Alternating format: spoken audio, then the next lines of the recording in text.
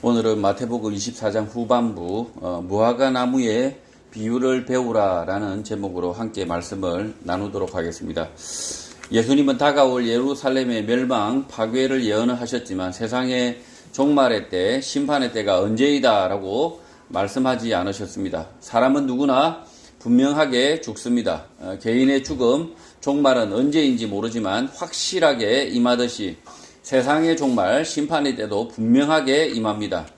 예수님은 자신이 언제 죽을지, 세상 종말의 때가 언제인지 알려고 노력할 것이 아니라 앞에 있는 하나님의 아들 그리스도 예수님만을 바라보라고 말씀을 합니다. 그리스도가 여기 있다, 저기 있다 할지라도 제자들은 앞에 있는 예수 그리스도만 바라보라는 것입니다. 마찬가지 오늘을 사는 그리스도인들도 그리스도 메시아가 여기 있다, 저기 있다 따라가지 말고 예수 그리스도를 만났던 예수 제자들이 남긴 복음서 말씀만을 쫓아가야 하는 것입니다. 29절 그날 환난 후에 즉시 해가 어두워지며 달이 빛을 내지 아니하며 별들이 하늘에서 떨어지며 하늘의 권능들이 흔들린다고 말씀합니다. 예루살렘 성에 돌 하나 위에 돌 하나가 있지 않는다, 완전히 파괴된다는 예언의 말씀에 놀란 제자들이 예루살렘 멸망과 세상의 종말 심판이 어떻게 연결되고 있는지 묻는 물음에 대한 예수님의 답인 것입니다. 예수님은 주 70년 로마 유대 전쟁에서 예루살렘이 몰락하고 파괴될 것을 말씀하신 이후 거짓 메시아 그리스도가 나타나 속인다라고 말씀을 하십니다. 이 기간이 얼마나 될지는 우리는 모릅니다만 이 고난, 혼돈의 날 이후에 종국에는 마침내 세상의 종말 심판이 임한다고 말씀합니다. 킴 제임스 영어 성경을 보면 After the tribulation of those days, 그와 같은 날들 이후에 라고 immediately 즉시라고 말씀하고 있습니다. 그와 같은 날들, 여러 날들 복수로 기록하고 있습니다. 수년일지 수십 년일지 수천 년일지 우리는 모르는 것입니다. 그 고난 혼동의 날들이 지난 이후에 즉시라고 말씀합니다. 즉시. 예수님께서 말씀하시고자 하는 강조점은 고난 혼돈의 날들 이후 즉시 곧장 바로입니다. 종말의 날이 얼마나 뒤에 있는지가 아니라 고난 혼돈의 날들 이후 즉시를 강조하고 계신 것입니다. 예수님은 즉각 즉시 바로를 강조하시는 이유는 성도들이 고난 혼돈에 빠져 절망하지 않도록 하시기 위해서 위로하시는 말씀입니다. 고난 혼돈의 시간이 있겠으나 그 시간 이후 즉각 즉시 반드시 예수님의 심판 종말이 임한다는 말씀인 것입니다. 언제나 똑같을 것 같은, 변치 않을 것 같던 해와 달과 별이 빛을 잃고 하늘의 권능이 흔들려 종말 심판이 임하는 이유는 성도들을 구원하시려는 것입니다. 악한 세상에 짓눌려 성도가 질식하기 전에 반드시 즉시 곧 구원을 주신다, 종말 심판을 주신다는 위로의 말씀인 것입니다. 지금 마태복음 29장의 말씀을 보면 그날 환난 후에 즉시라고 이야기하고 있습니다. 즉시. 그리고 해가 어두워지고 달이 빛을 내지 않고 별들이 하늘에서 떨어진다라고 했을 때 이런 종말의 정상이 뭐죠? 이 현상, 이것을 가르쳐 주시고자 하는 말씀이 아닙니다. 종말의 현상에 대해서 세세하게 설명하시려고 예수님이 이렇게 말씀하시는 것이 아니라 뭐냐면 이 고난과 거짓이 난무하는 이 혼돈 속에 이 혼돈이 끝이 나면 그 즉시 하나님의 심판, 종말이 임한다. 확실하게 세상의 종말이 임한다라는 예수님의 말씀이라는 거죠. 그리고 이 하나님의 심판은 언제 임하냐? 이 성도들의 고난과 성도들의 혼돈의 시간들, 그리고 이 무질서의 시간이 끝나는 그 시간, 그 즉시, 그 이후의 즉시. 그러니까 오늘 아주 타락한 세상을, 악한 세상을 살아가는 모든 그리스도인들에게 예수님은 그 즉시라고 말씀하고 계셨다는 거죠. 그래서 지금 예수님의 말씀의 강조점은 그 즉시에 있다는 거죠. 반드시 심판이 있다라는 것이 강조점이지 달이 빛을 내지 않는다. 뭐 별들이 빛을 내지 않는다. 해가 뭐 빛을 내지 않는다. 이런 현상에 주목할 게 아니라는 거죠. 현상은 지금 현상을 말씀하시려고 하는 게 아니라 그 즉시 지금 이 악한 세상이, 이 혼탁한 세상이 아주 이렇게 심화되면 심화될수록 더더욱 예수님의 심판, 재림은 확실하게 임한다라는 말씀이 예수님의 말씀인 것입니다. 1993년에 개봉한 영화가 있습니다. 그 영화의 제목은 Alive, 감독은 프랭크 마셜, 주연 배우는 에단 호크입니다. 1972년 우루과이 대학의 럭비팀을 태운 비행기가 안데스 산맥에서 추락하는 사고를 바탕으로 하는 실화 영화입니다. 비행기는 눈 덮인 안데스 산맥에 동체만 남기고 미끄러져 불시착하여 승객 몇은 즉사하고 중상 입은 사람들은 높은 산 위에서 조난을 당했다가 죽은 사람의 인육을 먹으며 72일간을 견뎌 이 중 29명이 죽고 16명이 극적으로 구출되는 영화입니다. 영화 얼라이브에서 눈 덮인 안데스 산맥에서 강추위와 굶주림에 고통받는 생존자들에게 가장 중요한 메시지 단어가 무엇일까요? 즉시, 바로입니다. 즉시 구출되는 것. 그거 외에는 아무런 메시지가 필요 없는 것입니다. 예수님은 제자들에게 이 미디어서리, 즉시, 즉각, 바로를 강조하신 이유입니다. 강추위와 굶주림 가운데 즉시 구출되는 것, 구원 얻는 것밖에 다른 소망이 없는 것인데 오늘 사회처럼 세상이 악하고 고통스럽고 환란이 닥친다면 성도들은 즉시, 즉각, 바로 구원 심판이 임하기를 바라는 것입니다. 믿음으로 사는 성도, 믿음을 위하여 사는 성도, 공의를 위하여 사는 성도, 악인들로부터 핍박과 미움을 받고 있는 성도들에게 위로의 말은 즉시, 즉각, 곧 심판, 구원인 것입니다. 예수님은 세상 종말의 때가 반드시 확실하게 임하는데 그 이유는 성도들을 사랑하시기 때문에 성도들의 구원을 열망하시기 때문인 것입니다. 엉뚱하게 종말이 언제다라는 것이 강조가 아니라 성도를 구원하시고자 하는 예수님의 마음이 곧 즉시 임이라는 것입니다. 성도는 영과 육체의 부활과 영생을 믿어야 하고 예수님의 구원하심을 반드시 믿어야 하는 것입니다. 지금 이 안데스 산맥에서 비행기가 추락해서 뭐 일부가 죽고 일부가 삽니다. 상당히 많은 사람들이 삽니다. 그러나 그 높은 산에서 구조받을 길은 없고 그리고 그러나 이 비행기가 떨어졌다는 사실은 알고 있지 않습니까? 그래서 구조를 하러 올 거긴 한데 언제 오느냐가 중요한 거 아닙니까? 언제? 그래서 지금 이 산맥 속에서 이 강추위와 이 굶주림과 이 고통 가운데 있는 이 생존자들에게는 다른 게 다 필요 없습니다. 뭐 재미난 영화가 필요한 게 아니고 그리고 배불리 먹는 뭐 그런 것이 아닙니다. 구원받는 겁니다. 그 산속에서 구원받는 것이 그 즉시 뭐 한 달 뒤에 구출하겠다 이게 아닙니다. 그 즉시 구출하는 것이 이들에게는 소망이라는 거죠. 지금도 마찬가지입니다. 세상이 타락하면 타락할수록 그리고 성도의 삶이 믿음으로 살려고 하니까 더 팍팍해지고 어렵고 힘들어질수록 그 성도는 어떤 마음을 가지겠습니까? 하나님의 구원, 예수님의 재림, 그 구원의 은혜를 사모하게 된다라는 것입니다. 30절 그때에 인자의 징조가 하늘에서 보이겠고 그때에 땅의 모든 족속들이 통곡하며 그들의 인자가 구름을 타고 능력과 큰 영광으로 오는 것을 본다고 말씀합니다. 세상 종말에 예수님의 심판의 징조가 하늘에서 보인다. 땅의 모든 족속 악인들이 통곡한다라고 말씀합니다. 애매하지 않다는 것입니다. 예수님의 재림, 심판은 명확해서 땅의 모든 족속, 믿지 않는 자들은 전부 통곡한다는 것입니다. 또 믿지 않는 자들, 통곡하는 자들이 예수님께서 구름 타고 능력과 큰 영광으로 오는 것을 보게 된다고 말씀하는 것입니다. 예수님이 붙잡히시고 재판받을 때, 십자가에 못 박힐 때, 로마가 득세하는 것처럼 보일 때 침묵하고 방관하던 유대인들이 예수님의 재림과 심판, 능력과 영광을 보게 된다는 것입니다. 죄인 예수는 별 수 없이 십자가에 처형되었다라고 믿었던 자들이 통곡하는 날이 재림의 날, 심판의 날이 된다는 것입니다.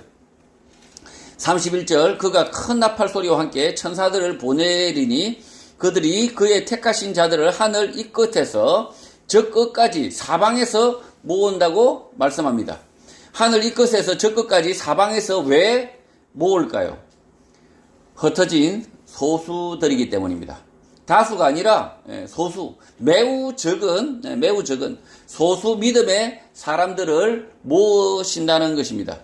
하늘 이 끝에서 저 끝까지는 창세 이후로부터 믿음으로 이 땅을 살다가 모든 사람들을 모으시겠다는 것입니다.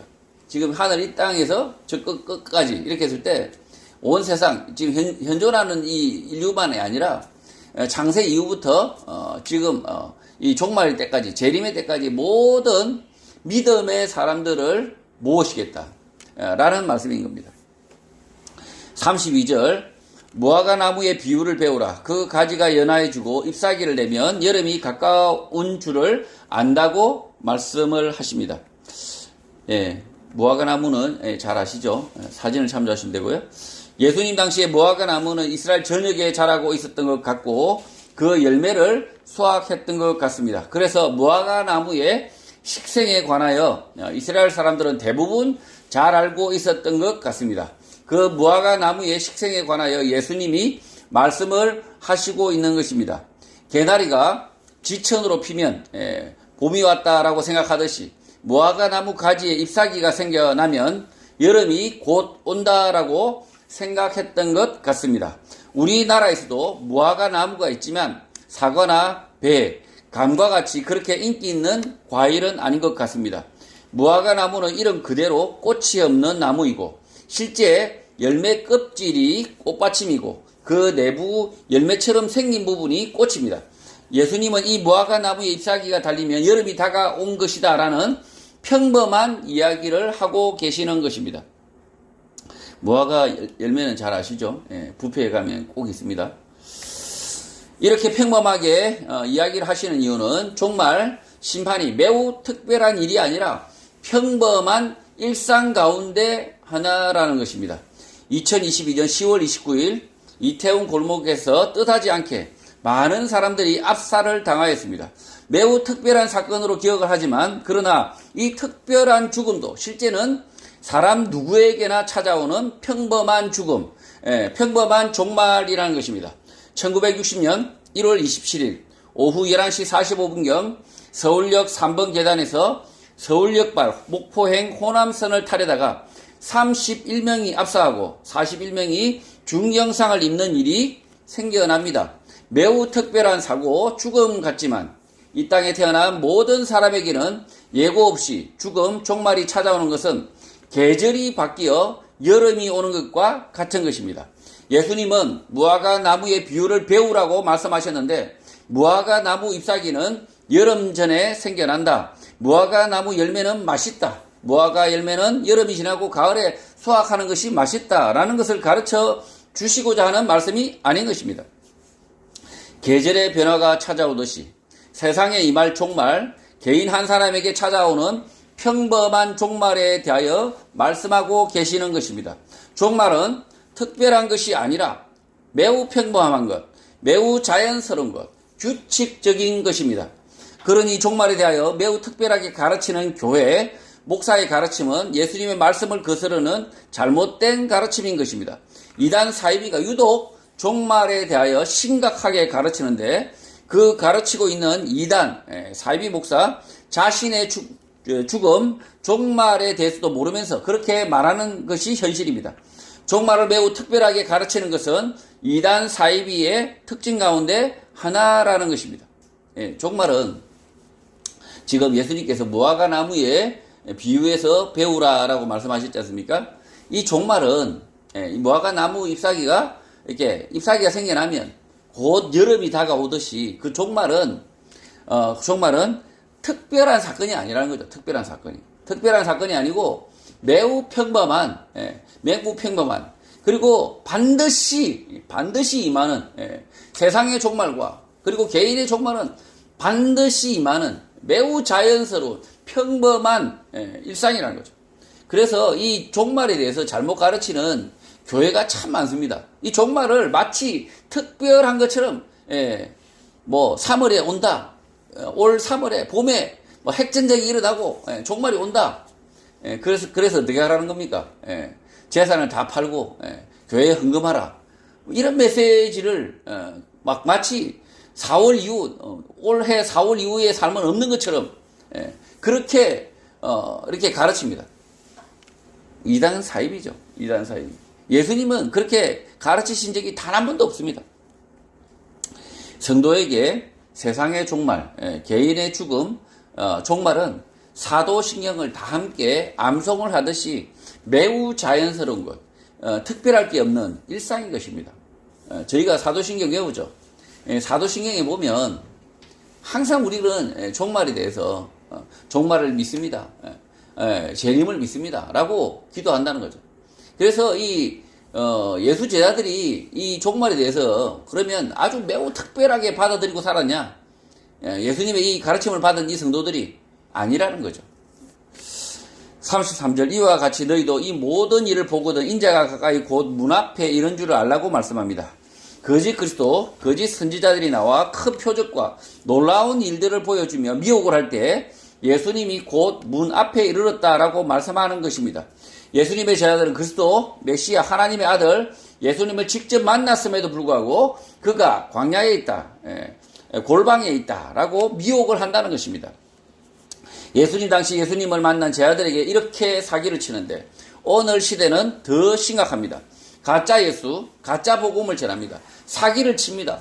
예수님의 제자들을 통하여 전해받은 복음, 말씀, 성경이 있음에도 불구하고 그 말씀에는 관심이 없고 예수가 여기 있다, 예수 능력, 예수 보혈이라고 사기치는 자들이 더 많은 것입니다.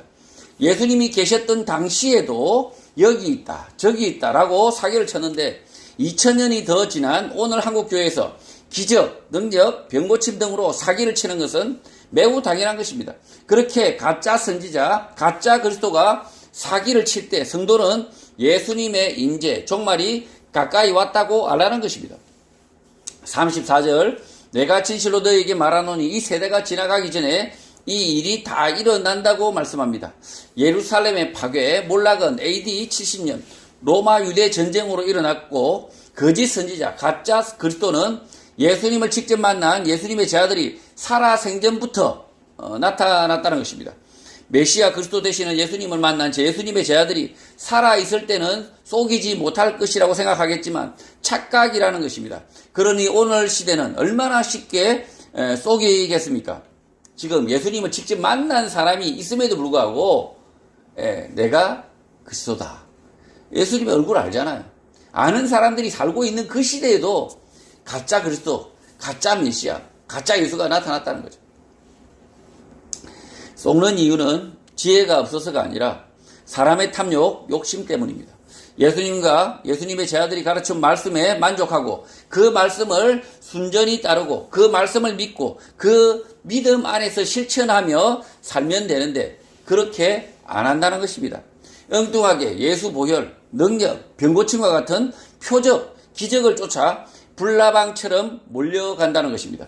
오늘 한국교회에서 제대로 성경 말씀만을 가르치고 그 말씀만을 깨닫고 그 말씀대로 실천하며 살기를 간절히 원하는 교회는 몇 없는 것입니다.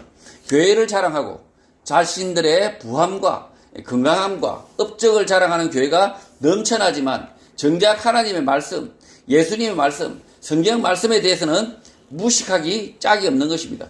예수님이 이 땅에 계셨던 세대도 그러했으니까 오늘 시대도 당연히 그렇게 된다는 것입니다. 35절 천지는 없어지언정 내 말은 없어지지 아니한다라고 말씀합니다. 지금 이 예수님의 말씀은 천지가 다 없어지어도 내 말은 없어지지 아니한다라고 이렇게 강조해서 말씀합니다. 지금 앞에 예수님께서 뭐라고 말씀하셨습니까? 막 가짜 그리스도, 가짜 뭐 선지자 온통 다 나타나지만 다 나타나서 자기 가짜 막 메시아, 가짜 그리스도들이 막 설교를 하겠죠. 예, 뭐 설교도 하고 막 능력도 베풀고 기적도 베풀고 온갖 일들이 다 일어납니다. 그럼에도 불구하고 이 천지가 다 없어질 정도로 엉망진창이 된다 할지라도 예수 그리스도의 말씀, 예수 그리스도의 말씀만은 없어지지 아니한다라고 말씀합니다.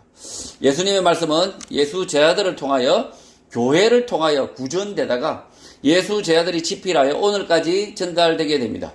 예수님의 말씀 한 구절 한 구절이 무슨 의미였는지 깨닫지 못하면 그 말씀을 기록하면서도 제대로 기록할 수 없기 때문에 예수 제자들은 모여서 예수님의 말씀을 수년간 기억하며 되새겼고 꼭 기억해야 될 말씀들을 신약 성경으로 남겨놓은 것입니다. 지금 이 신약 성경은 예수님의 이 성천 이후에 40년, 70년 뒤에 기록이 된다는 거죠. 그 오랫동안 왜 즉시 기록하지 않고 왜 40년, 거의 70년 가까이 걸렸을까요?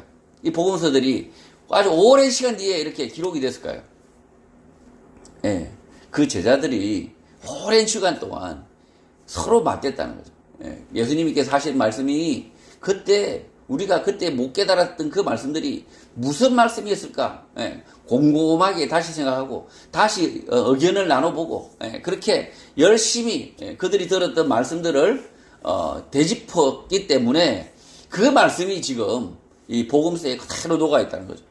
그러니 예수님의 말씀 한 구절 한 구절을 말씀할 때 상황과 맥락, 그 뜻을 이해하는 것은 매우 중요한 일인 것입니다. 오늘 교회가 날마다 모여야 한다면 그 이유는 예수님의 말씀을 깨닫는 것, 되새기는 것 때문입니다. 1980년대 한국교회는 부흥회를 통하여 놀랍게 성장하였습니다.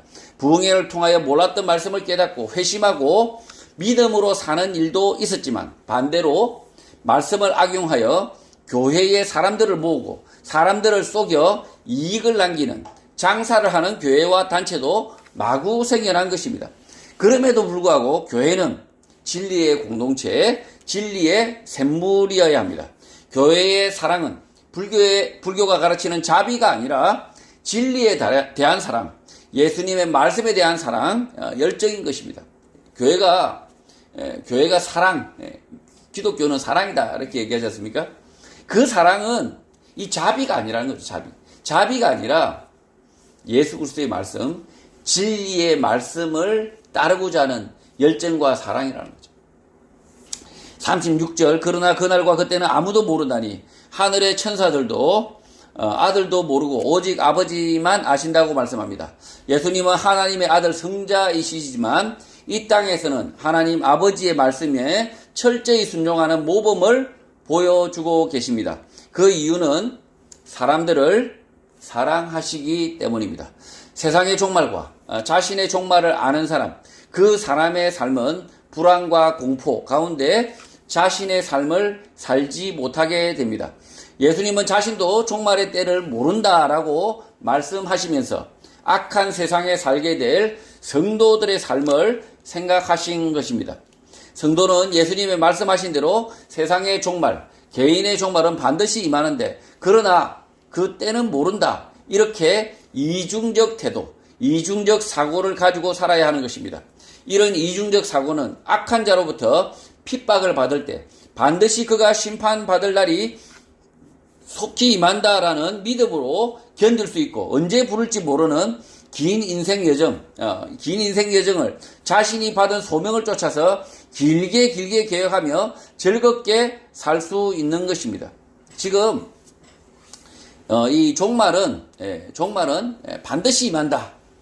그러나 이 종말이 언제인지를 모른다. 이 두 가지가 정말 모순적인 것처럼 보일 수 있습니다. 그러나 그렇지 않다는 거죠.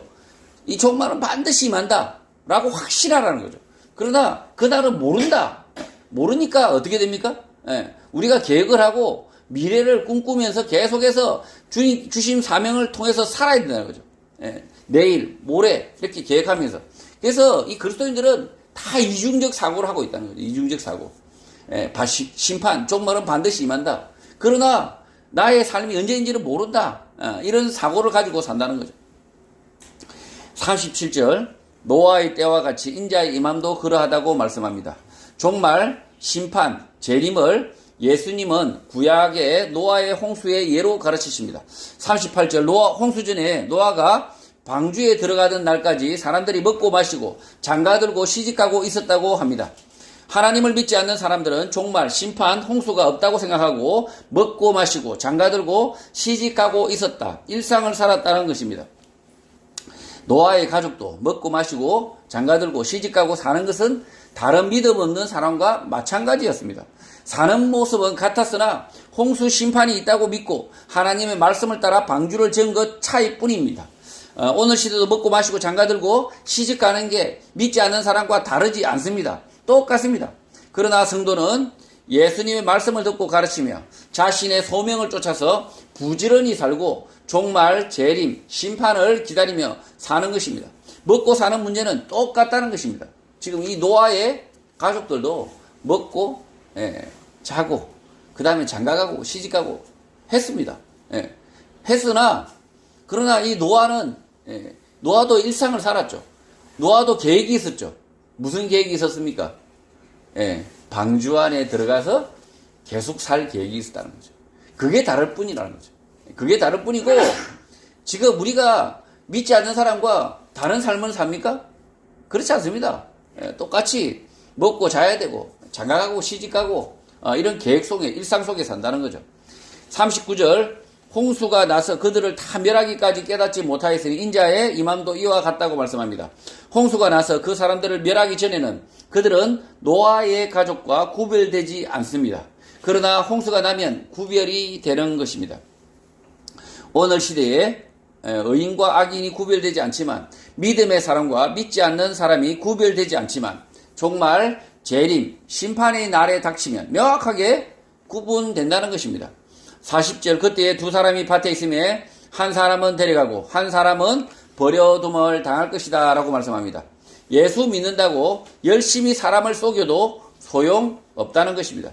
두 사람이 밭에 평범하게 있지만 한 사람은 데려가고 한 사람은 버려둠을 당한다, 지옥에 들어간다 라고 말씀하고 있습니다. 지금 이 말씀이 이 교회에 주신 말씀입니다. 제자들에게 주신 말씀입니다. 지금 이 시대를 동시대를 살아가는 한국교회 모든 성도들에게 주신 말씀입니다. 그래서 두 사람이 밭에 있는데 한 사람은 데려가고 한 사람은 버려둠을 당한다. 이 말씀은 똑같다는 거죠. 외관으로 볼 때는 똑같은데 아주 중대한 차이가 있다는 거죠. 한국교회도 마찬가지입니다. 평범하게 기독교인이라고 이름 붙이고 살지만 예수 그리스도의 말씀을 쫓아서 하나님의 나라와 그의 의를 구하는 믿음의 사람은 천국으로, 겉보기엔 성경책을 들고 교회당을 들락날락하지만 하나님의 나라와 그의 의가 아니라 자신의 만족과 평안, 건강과 출세, 영광만을 추구한 사람은 결국 버려둠을 당하는 것입니다.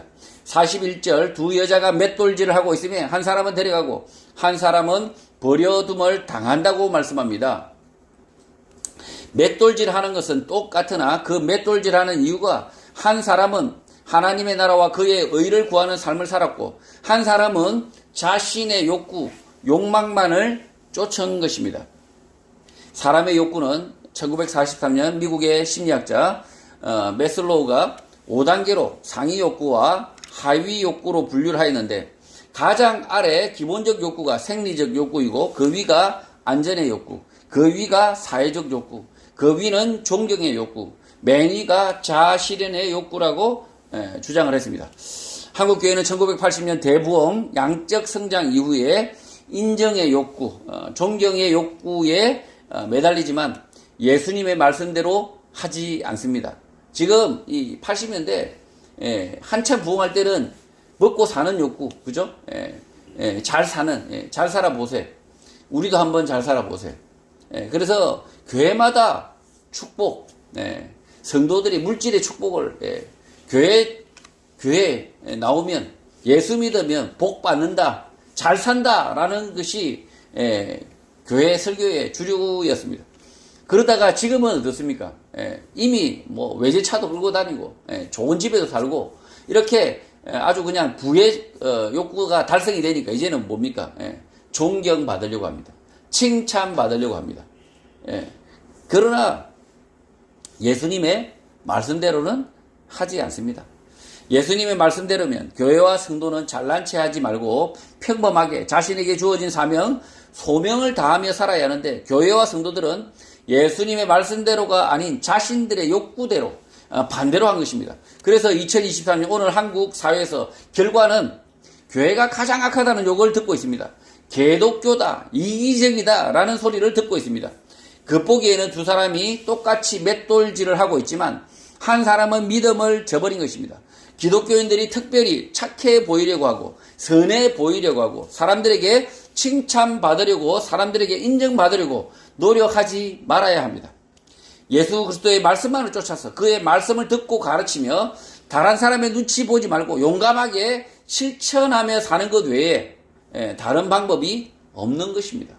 뭔가 이렇게 칭찬받으려고 하고 인정받으려고 하고 존경받으려고 하는 짓거리는 결국은 개독교다, 이기적이다, 이런 욕을 먹는다는 거죠. 오히려 예수 그리스도의 말씀, 진리의 말씀만을 쫓아서 그 말씀만을 열심히 맹렬히 추구하면 그렇게 욕먹을 일이 없다는 거죠. 오히려 예수 그리스도의 말씀만을 이렇게 추구하고 맹렬히 그 말씀만을 쫓아 살려고 하면 사람들의 비난을 일시적으로 받을 수 있을지 모르겠지만, 그러나 결국에는 하나님의 말씀, 예수 그리스도의 말씀을 쫓아가는 길 외에는 다른 방법이 없다는 거죠. 42절, 그러므로 깨어있으라. 어느 날에 너희 주가 임할런지 너희가 알지 못한다고 말씀합니다. 깨어있으라라는 말씀 때문에 불면증에 시달리는 분은 없을 것입니다. 혹시 안 주무시는 분 계세요? 이 말씀 보고 깨어있으라. 혹시나 깨어있으라는 말씀은 예수님의 말씀, 하나님의 말씀에 대하여 자각하고 있어야 한다. 늘 인식하고 있어야 한다라는 것입니다.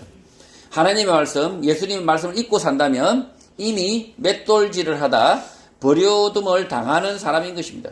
예수님이 임재하실 때 자신의 삶이 닿을 때 천국이 아니라 지옥을 차지한다는 것입니다. 지금 깨어있으라 이렇게 했을 때 마치 이렇게 안 자고 막 이렇게 말씀만 계속 보고 있고 이렇게 말씀하는 게 아니라 우리 삶의 중심에 예수 그리스도의 말씀이 떡하니 자리 잡고 있으면 된다는 거죠. 예수 그리스도의 말씀만을 쫓아서 나는 나의 삶을 살아보리라라는 그런 자각이 있고 인식이 있으면 충분하다는 거죠. 43절, 너희도 아는 바니 만일 집주인이 도둑이 어느 시각에 올 줄을 알았더라면 깨어있어 그 집을 뚫지 못하게 한다고 말씀합니다. 이 말씀은 악인들에 대한 말씀입니다.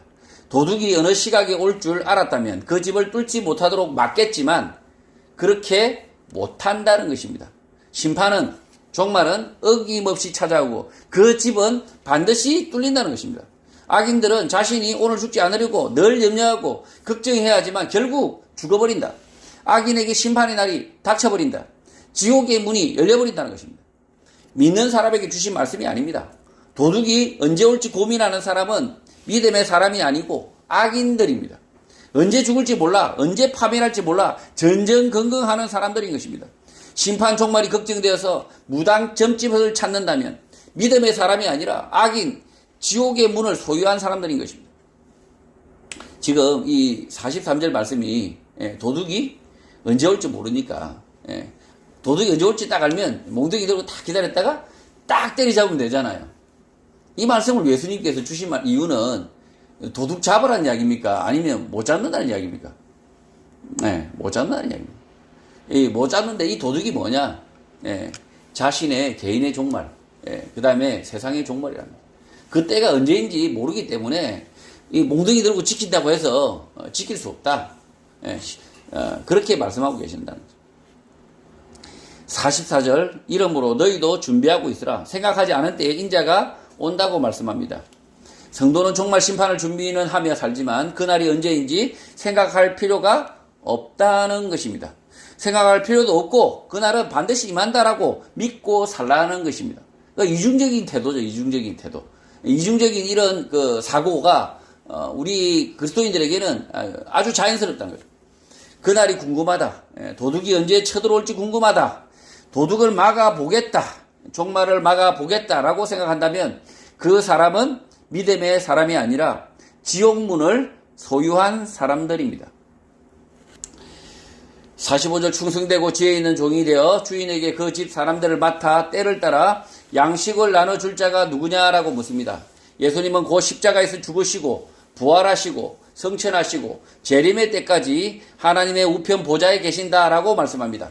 예수님의 재림 때까지 주인이 자리를 비우고 없을 때에 주인을 대신하여 그 집 사람들을 맡아 때를 따라 양식을 나눠줄 자가 누구냐라고 묻습니다. 충성되고 지혜 있는 종은 예수님으로부터 들은 말씀을 때와 장소에 맞게 가르치게 될 예수님의 제자들입니다. 그리고 오늘 이 시대를 살아가는 모든 교회의 목사와 교사들입니다.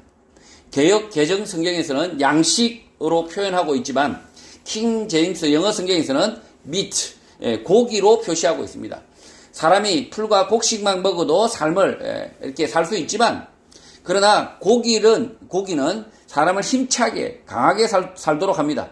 바른 말씀, 예수님의 말씀만이 사람을 건강하게 활기차게 살 수 있도록 한다는 것입니다.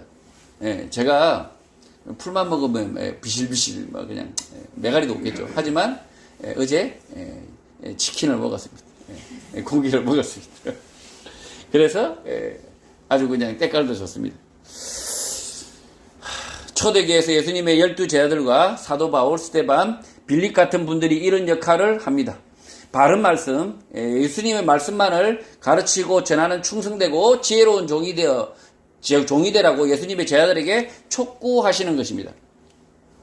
지금 이 양식을 나눠주는 이 충성되고 지혜로운 종, 이 지혜로운 종은 오늘 한국 교회도 많이 있습니다. 한국 교회도 많이 있지만 그러나 지혜로운 종만 있는 게 아니고 아주 사이비 이단 도둑놈들이 득실득실한 거죠. 그러니까 이 도둑놈들이 득실득실하니까 지혜롭고 충성된 종, 예수 그리스도의 말씀만을 이렇게 나눠주는 그런 종이 있다는 거죠. 그래서 이 사이비 가짜 도둑놈들이 득실득실할수록 더 많을수록 창궐할수록 예수 그리스도의 말씀만을 쫓아서 그 주인의 그 뜻을 쫓아서 그 말씀만을 그대로 전하는 충직한 종. 그 다음에 지혜로운 종. 그 지혜로운 종이 교회에는 반드시 필요하다. 그래서 예수님이 이렇게 그런 충직한 종이 있어야 된다라고, 너희들은 그런 종이 되어야 된다라고 예수님께서 말씀하고 있는 것입니다. 이 종은 예수 그리스도께서 재림하시는 그날까지, 주인이 다시 오는 그날까지 이 교회에서 말씀을 가르치고, 목사뿐만 아닙니다. 교사들, 성도들도 잘 깨달아서 충직한 종이 되라. 모든 성도들은 예수 그리스도의 말씀만을 잘 받아들이고 그 말씀을 잘 깨달아서 가르치는 충직한 종이 되라라는 말씀인 것입니다. 46절 주인이 올 때 그 종이 이렇게 하는 것을 보면 그 종이 복이 있다고 말씀합니다. 바른 말씀, 예수님의 말씀만을 가르치는 목사와 교사는 이 땅에서 복이 있는 것이 아니라 주인이 올 때 있다는 것입니다. 주인 예수 그리스도께서 재림하지도 않았는데 복을 온통 누리는 목사, 교사들이 있습니다. 사이비 가짜들인 것입니다. 가짜 목사, 교사들이 누리는 복은 돈의 복, 권력의 복, 칭찬의 복, 인정의 복 등 많은 것들을 누리고 그 교회 성도들을 전부 지옥의 문턱까지 인도를 하는 것입니다. 지금 충직한 종, 그 다음에 아주 지혜로운 종, 이 종은 복이 있는데 언제 복이 있느냐? 주인이 올 때. 지금 복을 왕창 누려버리면 그 왕창 누리는 종은 뭔 종이겠습니까? 틀림없이 반드시 그 온통 누리는 이 종은 지혜롭고 충직한 게 아니라 간사하고 아주 그냥 간사하고 악한 종이라는 거죠. 47절 내가 진실로 너희에게 이르노니 주인이 그의 모든 소유를 그에게 맡긴다고 말씀합니다. 예수님의 재림, 심판의 날에 바른 말씀, 예수님의 말씀만을 가르치는 목사, 교사, 성도에게 주어지는 상인데 주인이 가진 모든 소유를 맡긴다고 말씀합니다. 하나님의 것, 그의 좋은 것의 통치자, 관리자가 된다고 말씀하는 것인데 이 소유가 아니라 더 많은 일들, 좋은 일들을 맡기신다는 것입니다. 세상에서는 가지는 것, 누리는 것이지만 천국에서는 하나님과 함께 일하는 것이 상급인 것입니다. 지금 마치 제 통장에 한 100억 꽂혀 있고 그 다음에 사람들이 막 저를 막 와 옥집사 정말 존경합니다. 와 이게 복이 아니라는 거죠. 이게 복이 아니라 뭡니까? 하나님의 일을 더 맡기는 것. 하나님은 이렇게 저에게 하나님의 일을 지금 이 조그만 일을 지금 이렇게 열심히 하고 있지만 자 이것만 뿐만 아니라 이것도 하라라고 맡기는 게 하나님의 일을 맡기시는 것이 오히려 하나님의 복이라는 거죠. 일을 갖다가 더 하라고 주시는 것이 하나님의 일에 동참하게 하는 것이 오히려 복이다라고 지금 말씀하고 있습니다. 세상에서는요 가져야 됩니다. 그리고 소비해야 됩니다. 그리고 마구 허비해야 됩니다. 그게 복이라고 생각합니다. 그러니까 집에서 그냥 처자고 그 다음에 펑펑 쓰고 아무 짓도 하지 않는 것이 세상에서는 복이라고 생각하지만 이 예수님은 그것이 복이 아니라 하나님과 함께 일하는 것, 예수 그리스도의 일에 참여하는 것, 그것이 복입니다. 말씀을 깨달아서 뭔가 누군가가 제가 말씀을 깨달아서 열심히 가르치잖아요. 가르치다 보면 사람들이 찾아와서 저도 그 말씀을 가르쳐 주십시오. 저도 그 말씀을 들어보겠습니다. 라고 하는 게 복이라는 거죠. 복. 이게 교회의 목사와 그 다음에 교사, 성도들에게 복이라는 거죠. 지금 누군가가 믿지 않는 사람이 옥집사 당신을 통해서 그 예수 그리스도의 말씀을 들어보겠습니다 라고 말할 때가 가장 하나님께서 나에게 복을 주시는구나 라고 생각하면 된다는 거죠. 48절 만일 그 악한 종이 마음에 생각하기를 주인이 드디 올 것이라 생각한다고 말씀합니다. 악한 종은 알고 있습니다. 예수님의 재림, 심판, 종말에 자신이 심판당한다. 벌에 처한다는 것을 알고 있어서 예수님의 재림, 주인의 재림을 늘 드디 온다. 오지 않는다고 생각한다는 것입니다. 믿는 사람은 예수님의 재림이 늘 가까이 있다고 믿고 살지만 악인들은 예수님의 재림이 늘 멀리 있다. 내가 사는 동안은 없다고 생각하지만 그렇지 않다는 것입니다. 49절 동료들을 때리며 술 친구들과 더불어 먹고 마시게 된다고 말씀합니다. 재림이 드디어 올 것이다. 심판이 늦을 것이다 라고 생각하는 악인들은 필연적으로 다른 사람들, 가까이 있는 동료들을 때린다. 폭력을 행사한다고 말씀합니다. 또 필연적으로 먹고 마시고 술 취하게 된다. 방탕하게 된다고 말씀합니다. 모든 세상의 권력, 악한 권력을 보면 이 말씀의 뜻을 매우 잘 알 수 있습니다. 하나님의 심판, 예수님의 재림이 늦을 것이라고 믿는 악한 권력일수록 주위 사람을 때리고 폭력을 행사하고 필연적으로 먹고 마시고 술 취하고 방탕하게 되는 것입니다. 이 독재 권력일수록 지금 시진핑처럼 이렇게 인기도 없죠. 무한정할 것 같습니다. 이런 권력일수록 어떻게 된다고요? 때립니다. 다른 사람을 때리고 그냥 술 처먹고 방탕하게 된다. 필연적으로 이게 부패하게 된다는 것입니다. 권력과 재물이 없어서 때리지 못하고 먹고 마시고 술 취하지 않는 사람은 있어도 쥐꼬리만한 권력이라도 있으면 다른 사람을 핍박하고 때리고 방탕하게 되는데 그게 악한 사람, 재림과 심판에 믿음이 없는 사람이 반드시 하게 되는 일인 것입니다. 지금 여러분 권력을 안 가지고 계시죠? 다행이죠, 다행. 조그마한 권력만 가지고 아니면 재물 아주 조그마한 이렇게 재물만 가지고 있으면 결국은 권력이 없어서 못 때리는 사람이 더 많다는 거죠. 권력만 있으면 그냥 자기 주위에 특히 자기 주위에 있는 사람, 그러니까 가족을 괴롭히는 거예요. 가족을. 그 다음에 회사 같은 동료들을 괴롭히고 이게 인간의 본성이라는 거죠. 그래서 권력을 안 가져서 다행이다. 나의 본성을 생각하면 권력을 가지지 않아서 다행이다라고 생각해야 되는 사람들이 참 많다는 거죠. 50절 생각하지 않은 날 알지 못하는 시각에 그 종의 주인이 이르러 51절 엄히 때리고 외식하는 자가 받는 벌에 처하리니 거기서 슬피 울며 이를 갈 것이라고 말씀합니다. 악한 권력, 악한 종에게는 생각하지 않는 날, 알지 못하는 시각에 그 종의 주인이 오신다고 말씀합니다. 이 말씀은 세상의 종말과 이 땅의 모든 권력, 악한 종의 심판에 관한 말씀입니다.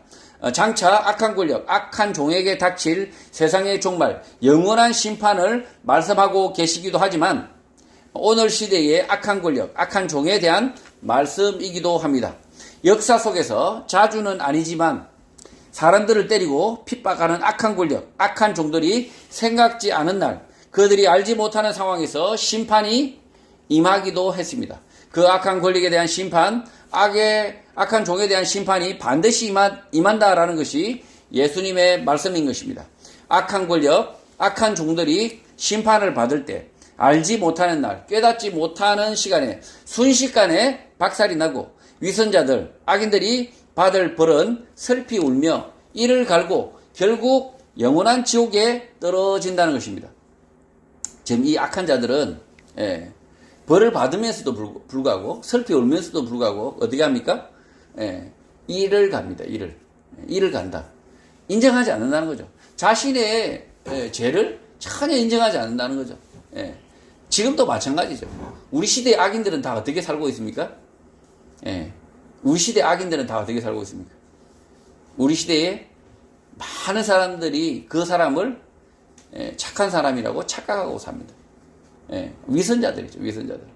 우리 시대의 악인들은 실제로는 권력을 쥐고 있고 아주 착한 척을 하고 있습니다. 자신이 막 공정과 정의와 상식 그리고 뭐 온갖 정의의 상징이고 선행의 상징이고 이렇게 사는 것 같지만 이들이 만약에 순식간에 박살이 나고 위선자로 밝혀지고 심판을 받는다면 어떻게 하겠습니까? 그래도 심판을 받음에도 불구하고 인정하지 않는다는 거죠. 이를 갈면서 결국은 영원한 지옥으로 떨어진다. 뭐 저 같으면 막 심판을 받을 지경이면 빨리 손발을 모으고 막 빌 것 같은데 참 이 악인들은 그렇지 않다는 거죠. 그냥 이 심판이 임했음에도 불구하고 하나님 앞에서도 어떻게 한다고요? 자기가 선행을 베풀었다. 박박 우긴다는 거예요. 박박 우기면서 이를 간다. 오히려 하나님이 잘못하신다 이러면서 하나님마저 속이려 한다는 거죠. 이게 악인들의 종말이라는 거죠. 성도 여러분, 예수님은 악인에 대한 경고, 심판의 메시지는 장차 억울하게 핍박을 받을 성도들을 위한 말씀인 것입니다. 무화과 나무 잎사귀가 피어나면 여름이 오듯이 반드시 예수 그리스도의 재림, 심판의 날은 우리 삶에서 특별한 것이 아닙니다. 악인들에 대한 심판의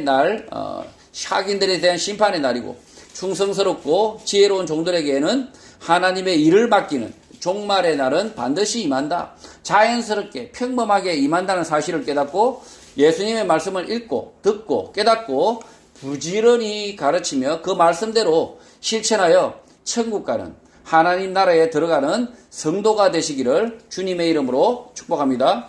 아멘.